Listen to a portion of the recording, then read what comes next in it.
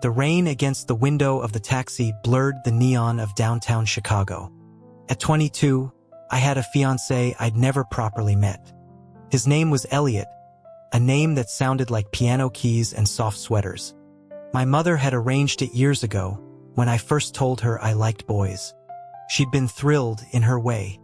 It solved a problem. Her friend's cousin's nephew was also gay, my age. Perfect, convenient fit. I imagined him as gentle, artistic, a film student with delicate hands. My own life had been a gilded elevator that suddenly snapped its cables. My father, a respected state's attorney, was convicted of taking bribes. My mother lost what remained playing high-stakes poker. The engagement, once a casual promise, became a tense wire. Elliot's texts were always full of concern, but he was perpetually unwell. A migraine, a sprained ankle, a sudden allergy. He sent heart emojis and promised we'd get through it together. My mother called him a fair-weather fiancé and entered a retirement community in a huff. I took the loans to pay for it. A distant cousin heard about my situation. He invited me to a steakhouse in the Gold Coast, talking about a possible investment. As I walked in, I saw a man by the window. The city lights haloed his profile. He was scrolling on his phone, a single black stud in his ear. His neck was a long, clean line. For a dizzy second, I thought of Elliot, that same impression of quiet beauty. But this man held himself with a still, fierce kind of energy, like a hawk perched. I was steered to my table before I could look too long. My cousin's promised help evaporated over the course of the meal. The potential investment shrank to a couple $100s for my trouble. I left with the cash, buying a pack of cigarettes from a corner store. I stood under an awning, the cold lake wind biting, and lit one. Someone stepped beside me. A low voice asked for a light. I turned. It was him, the man from the window. Up close, he was taller, far taller than I'd realized, well over 6 feet. He had a faint, sharp mole near his eye.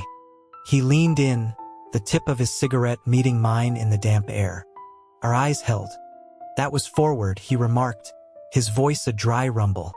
A slight, disappointed frown flickered as he glanced at my phone when I offered my contact.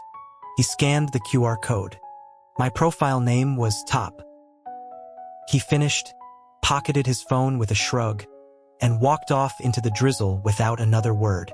2 years is a long time in a booming economy. I started a consulting firm with old college friends. Money returned, easier and in greater volume than before. I texted the number I'd gotten that night. His name was Colson. His replies were sporadic. He was often traveling or busy. He claimed various minor ailments. I found it endearing, proof of a sensitive constitution. He was my beautiful, fragile mystery. Then, at a business dinner in Indianapolis, a client asked if he could bring his nephew. A motorcycle roared into the valet circle. The rider dismounted, pulling off his helmet. Colson. He shook out his dark hair, nodded at his uncle, then his gaze landed on me. A slow, knowing smirk touched his lips. "Small world, Mr. Fletcher," he said. Over steak, he took a call, his language blisteringly crude. Later, claiming a car shortage, he offered me a ride on his bike. "Hold on tight," he instructed, and when I hesitantly placed my hands on his sides, he chuckled. "The abs are real, no extra charge." He asked for my contact again. I showed him the same QR code. The top appeared on his screen. He looked at it, then at me, his expression unreadable. "You're a 1, he stated later, leaning against his bike. "I'm a 1. Even if I like you, it's a fundamental mismatch." He said he was leaving for a 2-month rally in Europe. I didn't believe him. No one had ever truly refused me. Besides, he was so like Elliot in his elusive, delicate essence. His height was irrelevant. Sensitivity wasn't bound by stature. We became something.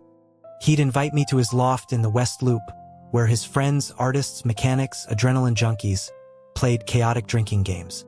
Someone would always end up dancing on a table.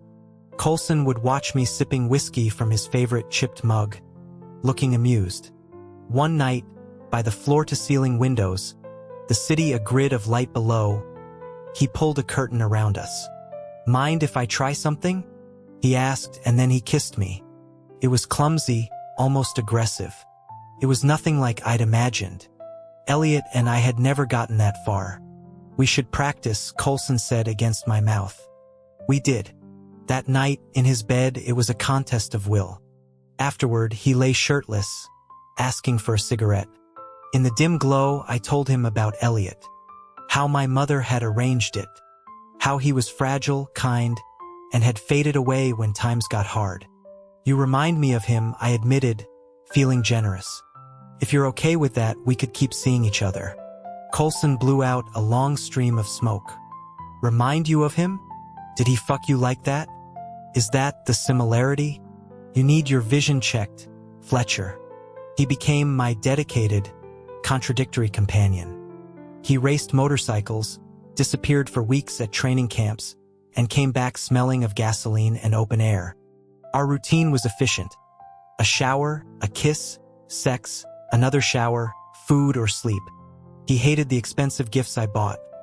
A vintage leather jacket he called tacky, a custom helmet he said he didn't need. "If you want to make it up to me," he'd say, pulling me back to bed, "just be here." On Christmas Eve, he texted he'd be away. "Go straight home after work," he added. "Don't linger." It felt like a command disguised as concern. I bought him a tailored suit, imagining him in it. Driving back to my brownstone through gently falling snow, a figure stepped into the street. I swerved. It was Elliot. He looked the same, yet subtly different, softer, almost blurry at the edges. He fell near the curb. I helped him up. His hands were cold. "Liam," he whispered. I had nowhere else to go. My mother's voice echoed in my head. Me about him. But he seemed so lost. Coulson wasn't coming back. I took Elliot to the guest room. The key turned in the front door just past midnight. Coulson stood there, dusted with snow, a duffel bag slung over his shoulder. He looked thrilled. "Figured I'd surprise you," he said, dropping his bag and heading for the kitchen. He ate leftover pasta standing up.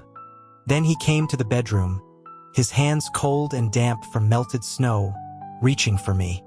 The scene that unfolded was not one of my 1,000 imagined confrontations. Elliot was in the center of my bed, wearing my dress shirt, his wrists loosely tied with one of my silk ties.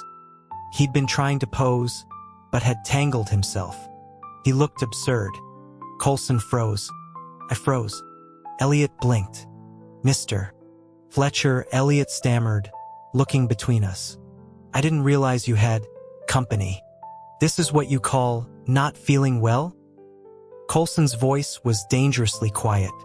Elliot scrambled up, tripped on the sheets, and tumbled off the bed, knocking over Coulson's favorite minimalist bedside lamp. It shattered. A vein throbbed in Coulson's temple.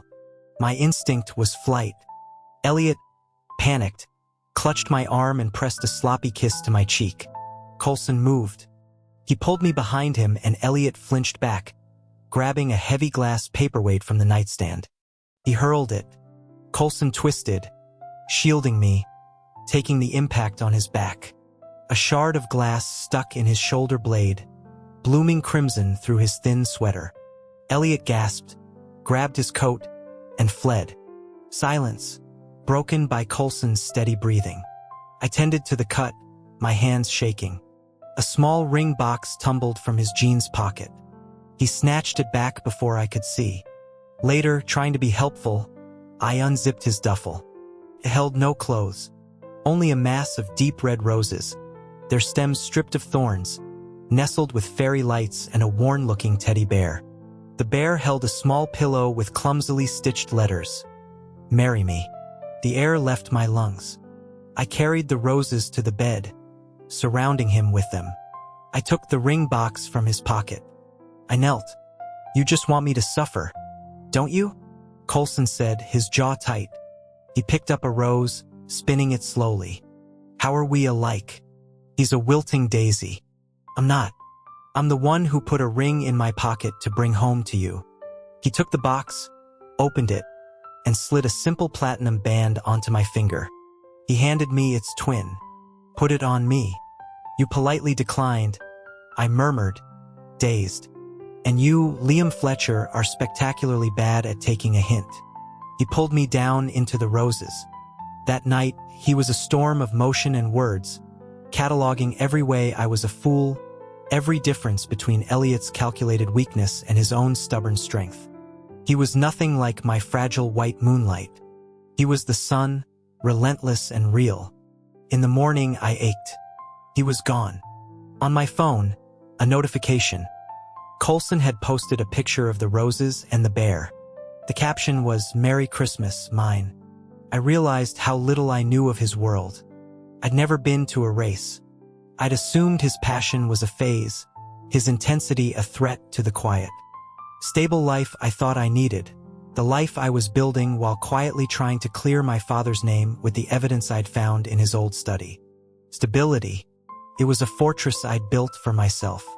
Coulson was not meant for fortresses. He was for open roads. When he returned, quieter, I found myself watching him. The way his frustration often masked worry. The way he'd text "drive safe" if I was 5 minutes late, his temper just a flare of fear. My substitute, my weak and helpless lover, was neither weak nor helpless. He was just someone who loved me, fiercely and imperfectly. I needed to be better, softer, to love him more and more clearly. Starting now,